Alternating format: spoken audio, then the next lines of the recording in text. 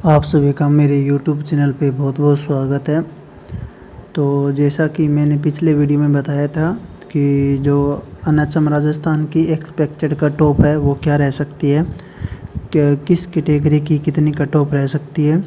और एक पोल भी डाला था जिसमें सभी कैंडिडेट ने अपने ये बताया था कि मैंने कितने क्वेश्चंस जो है वो अटेम्प्ट किए थे और कितने मेरे जो है वो सही राइट आंसर आ रहे हैं और कितने रॉन्ग आ रहे हैं। तो अगर आपने उस पोल में जाके अपना जो पोल अटेंड आपने नहीं किया है तो वहाँ पे जाइए आप पोस्ट में चैनल की, और अपना जो है वो अपने हिसाब से आपने कौन सा ऑप्शन आपको चूज करना है वो करिए, जिससे कि और थोड़ा आइडिया हो सकेगा कि एक्सपेक्टेड कट ऑफ क्या रह सकती है।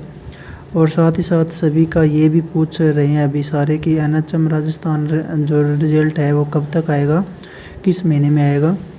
तो उससे पहले मैं आपको एक अपडेट दे देना चाहता हूँ, और एक ब्रेकिंग न्यूज़ भी है जो हम सब के लिए बहुत मतलब फ़ायदेमंद साबित हो सकती है, राजस्थान के कैंडिडेट्स के लिए जिन्होंने एनएचएम का एग्ज़ाम दिया था उन सभी के लिए। तो चलिए मैं पहले आपको बता देता हूँ कि एनएचएम कैंडिडेट्स के लिए क्या है ऐसी न्यूज़ है जो सभी को फ़ायदा हो सकता है। तो इससे पहले अगर आप चैनल पर नए हो तो चैनल को लाइक, शेयर और सब्सक्राइब करना बिल्कुल भी मत भूलना, क्योंकि मैं मेरे चैनल पे सभी प्रकार की जो वैकेंसी जाती है मेडिकल डिपार्टमेंट में उन सभी का जो नोटिफिकेशन होता है वो सबसे पहले लेके आता हूँ, ताकि कोई भी कैंडिडेट है वो फॉर्म अप्लाई किए बिना ना रह सके। और जो किसी भी एग्ज़ाम की कोई भी रिजल्ट आना होता है वो भी मैं अपडेट देता हूँ। साथ ही साथ मोस्ट इम्पोर्टेंट MCQ होते हैं और बहुत सारी चीज़ें हैं आपको मेरे भी जो है वो चैनल पर भी देखने को मिल जाती है। तो आप चैनल को सब्सक्राइब ज़रूर करिएगा। और अगर आपको मेरा टेलीग्राम चैनल ज्वाइन करना है तो उसकी लिंक मैं डिस्क्रिप्शन में दे दूँगा, वहाँ से आप टेलीग्राम चैनल को ज्वाइन कर सकते हैं। तो इससे रिलेटेड न्यूज़ ये है कि अभी सुनने में आ रहा है कि जो पहले क्या होता था एनएचएम में किसी पोस्ट में 1.5 गुना, किसी पोस्ट में 2 गुना, किसी पोस्ट में 4 गुना कैंडिडेट लेते थे, और बाद में जिनका सिलेक्शन होता था वो बढ़िया, जिनका सिलेक्शन नहीं होता था वो बिल्कुल पास में जाके रह जाते थे, जो कि बहुत निराशाजनक था। लेकिन अब उनके लिए कुछ नियम बनाया जा रहा है। अभी ये कन्फर्म नहीं है कि बनेगा कि नहीं बनेगा, लेकिन अभी क्या है फाइलें चल रही है, अपने विचार जो है वो रखे जा रहे हैं चिकित्सा विभाग में, ताकि कुछ उनके लिए भी किया जा सके। अगर ये जो सुनने में आ रहा है कि इस जो मान लो 2 गुना कैंडिडेट लिए हैं तो 1000 पोस्ट पे मान लो 2000 बंदे ले लिए, तो 1000 बंदों को तो ज्वाइनिंग मिल गई, लेकिन जो 2000 बंदे हैं उनको ऐसा विचार बनाया जा रहा है कि उनको भी या तो कोई कॉन्ट्रैक्ट बेस पे या फिर कोई प्राइवेट सेक्टर पे उनको भी काम दिया जाए, ऐसे बीच में ना छोड़ा जाए। अगर वाकई में ऐसे कुछ होगा तो ये सभी कैंडिडेट्स के लिए बहुत अच्छी बात है, क्योंकि वो लास्ट में जाके रह जाते हैं, तो ये ऐसे बहुत बुरी बात है। तो इस वजह से क्या होता है कि जो उनका कॉन्फिडेंस है वो भी लो चला जाता है।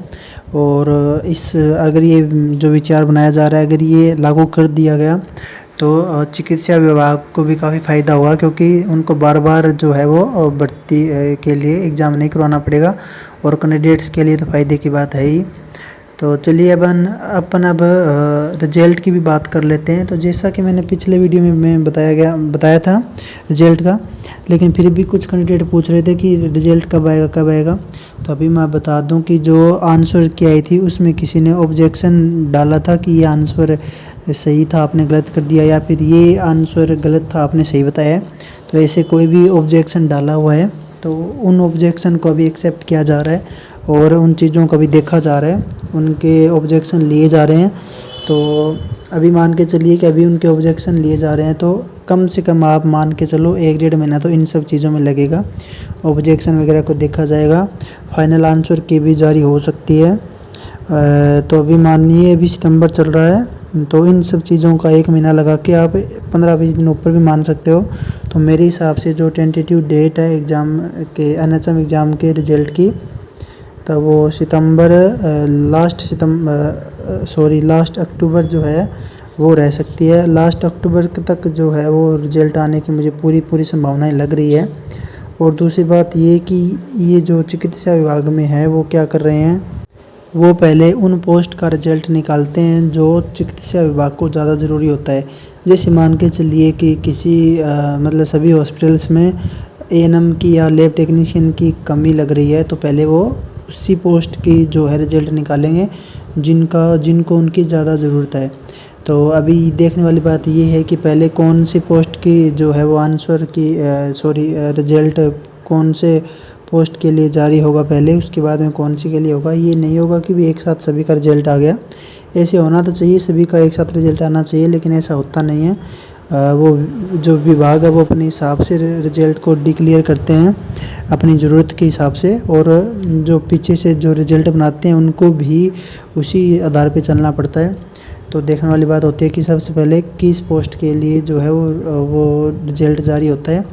तो आप सभी का वीडियो देखने के लिए बहुत बहुत धन्यवाद।